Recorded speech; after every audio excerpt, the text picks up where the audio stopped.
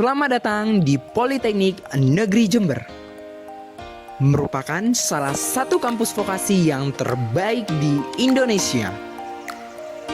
Politeknik Negeri Jember telah berdiri sejak tahun 1988. Politeknik Negeri Jember memiliki slogan smart, inovatif, dan profesional. Politeknik Negeri Jember memiliki 9 jurusan dan 28 program studi. Dan juga Politeknik Negeri Jember menyediakan berbagai teaching victory.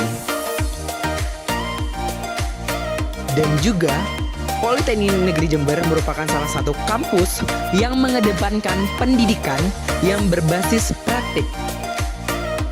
Politeknik Negeri Jember menjadi pilihan yang tepat bagi generasi muda yang ingin mengembangkan keterampilan dan kompetensi sesuai dengan kebutuhan industri. Selamat menyaksikan video kami.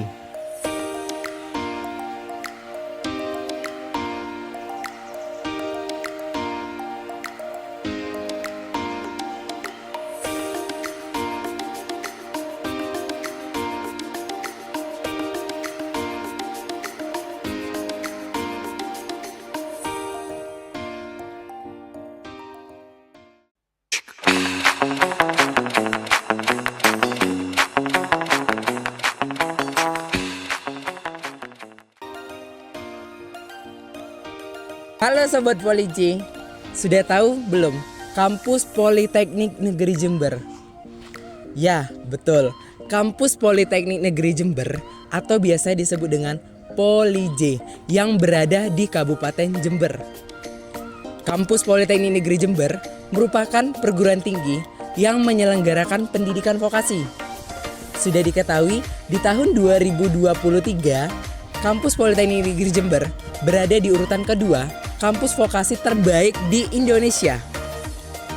Dan juga kampus vokasi merupakan suatu program pendidikan yang mengarahkan proses belajar pada tingkat keahlian dan kemampuan melaksanakan serta mengembangkan standar-standar keahlian secara spesifik yang dibutuhkan di sektor industri. Nah, di sini saya akan menginformasikan kepada teman-teman semuanya terkait kampus cabang atau kampus PSDKU. Ada yang tahu nggak sih kampus PSDKU itu apa? Ya, betul sekali. Kampus PSDKU atau merupakan kampus program studi di luar kampus utama. Jadi, kampus utama di Politeknik Negeri Jember atau di Poli-J berada di Kabupaten Jember. Dan kampus 2 berada di Bondowoso. Kampus ketiga berada di Nganjuk, kampus keempat berada di Sidoarjo, kampus 5 berada di Ngawi. Dan sebentar lagi kita akan mengadakan atau membuat kampus cabang di daerah Papua. Jadi coming soon dan juga tetap ditunggu informasi selanjutnya di Humas Politeknik Negeri Jember.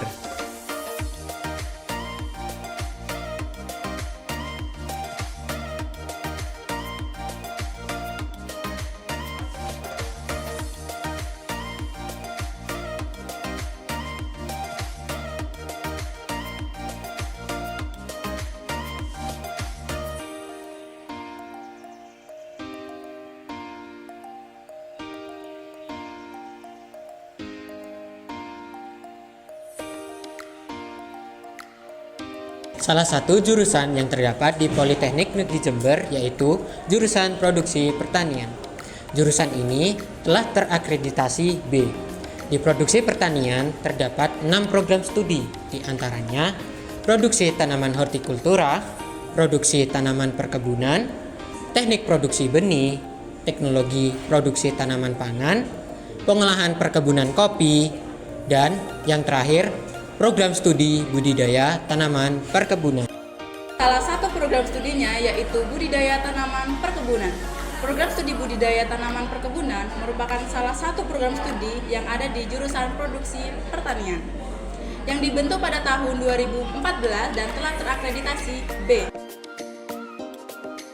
Kompetensi utama bidang teknologi budidaya tanaman perkebunan unggul meliputi teknik penyiapan benih unggul, pembukaan dan pengolahan lahan, penanaman, perlindungan dan perbanyakan tanaman, pemupukan dan penunasan, pengairan, panen dan pasca panen, manajemen budidaya, manajemen sumber daya manusia, penyuluhan dan kewirausahaan. Ada beberapa peluang kerja program studi budidaya tanaman perkebunan, yaitu asisten manajer, jasa konsultan, marketing atau field assistant, supervisor, serta guru sekolah menengah kejuruan. Adapun tujuan dari program studi budidaya tanaman perkebunan yaitu menyiapkan dan mewadahi mahasiswa untuk membentuk karakter diri dan kompetensi untuk siap terjun ke dunia kerja yang sebenarnya. Jadi di sini saya dan teman-teman saya merupakan salah satu mahasiswa Politeknik Negeri Jember, program studi budidaya tanaman perkebunan. Di sini kita sedang berada di lahan tanaman kelapa sawit.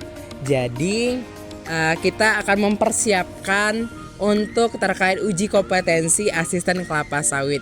Apa aja yang harus kita persiapkan? Jadi di sini kita akan mempersiapkan mahasiswa untuk membekali terkait ujian tersebut.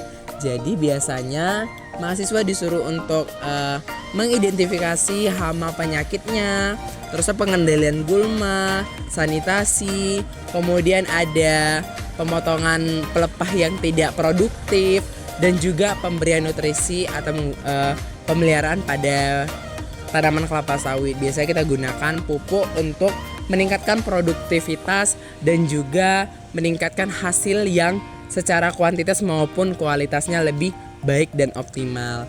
Jadi biasanya kita sudah mengidentifikasi tanaman kelapa sawit, apakah dari tanaman kelapa sawit ini terserang hama dan penyakit, dan juga terdapat beberapa potensi yang begitu tidak optimal pada tanaman kelapa sawit tersebut, sehingga kita ketahui atau kita juga akan mengetahui bagaimana perlakuan yang tepat untuk pada tanaman kelapa sawit tersebut gitu.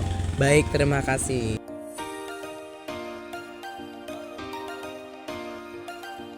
Baik, di sini saya sedang berada di Laboratorium Teknologi Benih. Jadi, Laboratorium Teknologi Benih tidak hanya dari jurusan ataupun prodi dari teknik produksi benih saja, tetapi semua prodi yang dinaungi dari produksi pertanian, yang dimana membahas tentang terkait benih. Jadi banyak mahasiswa yang praktikum di sini untuk melihat dari seleksi benihnya, dan juga melihat daya kecambah, dan juga lihat kadar air, dan juga banyak mahasiswa lainnya untuk membahas terkait benih. Jadi ini adalah Laboratorium Teknologi.